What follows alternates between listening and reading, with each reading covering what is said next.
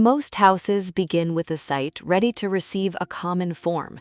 This one began with the opposite, a narrow lot, irregular, full of constraints, set against a granite ravine covered by forest, a place where a conventional rectangular house simply would not make sense. This is Edgemont Residence, designed by BattersbyHowat Architects in North Vancouver, Canada. From the street, it appears more closed, white, abstract, with alucobond metal panels, cast-in-place concrete, zinc, glass, and metal fins. Inside, the house is organized across 3 levels. On the main floor, the living area, kitchen, dining area, and office form an open sequence, but not an entirely predictable one. The sloped ceiling helps pull light inside and creates a subtle tension in the space because it does not follow a straight, simple geometry.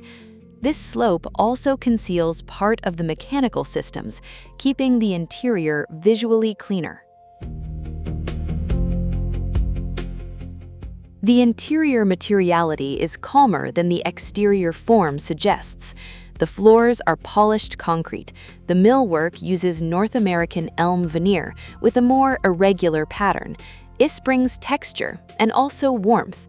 White surfaces and light stone also appear, creating a neutral base for the light, the vegetation, and a few color contrasts inside the house. This balance is important. The concrete, glass, and metal panels could have made the house feel too cold. The wood helps soften that.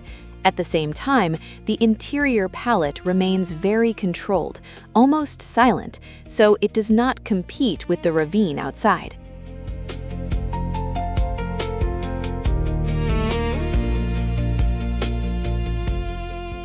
The house does not depend on a single dramatic view. It creates several different moments. The dining room opens onto a terrace. The primary suite has a private deck. The office connects with a lower, more protected outdoor area. The metal fins on the upper floor also have a practical function.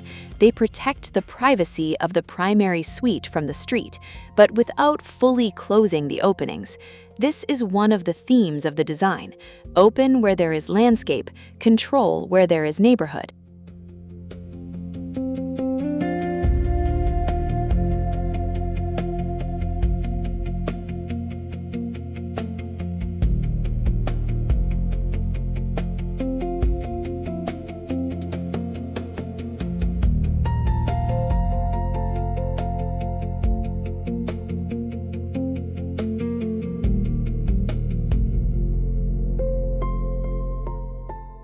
The strongest point of Edgemont Residence is the intelligence of its placement.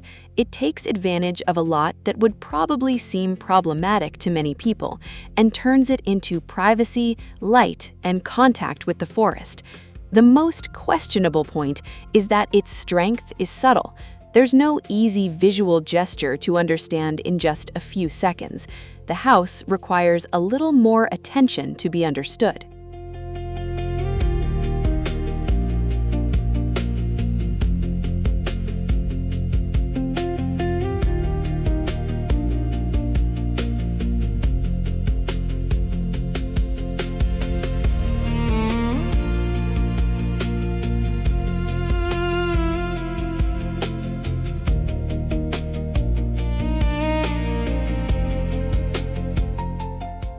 One of the most important elements is the stair canyon, a kind of canyon of stairs at the center of the house.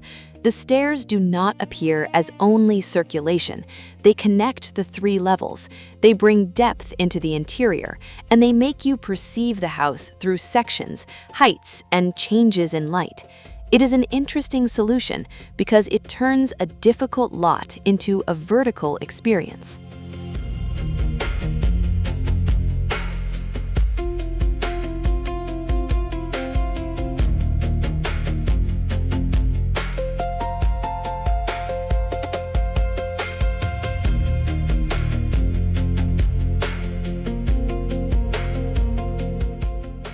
The house has about 4,200 square feet, but its interest is not only in its size, it's in how it transforms a difficult condition into a spatial sequence.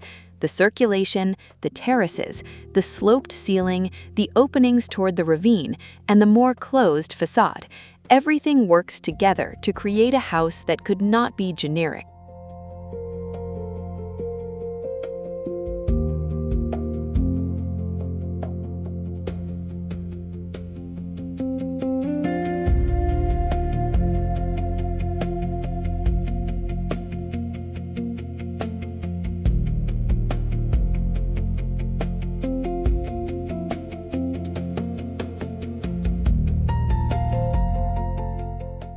The lower level connects to a covered terrace beside the ravine. These spaces make the house feel less closed, even with a highly controlled facade facing the street. On the opposite side, the house changes completely. The largest openings turn toward the ravine, toward the filtered light, toward the mature trees, and toward the feeling of being closer to the forest.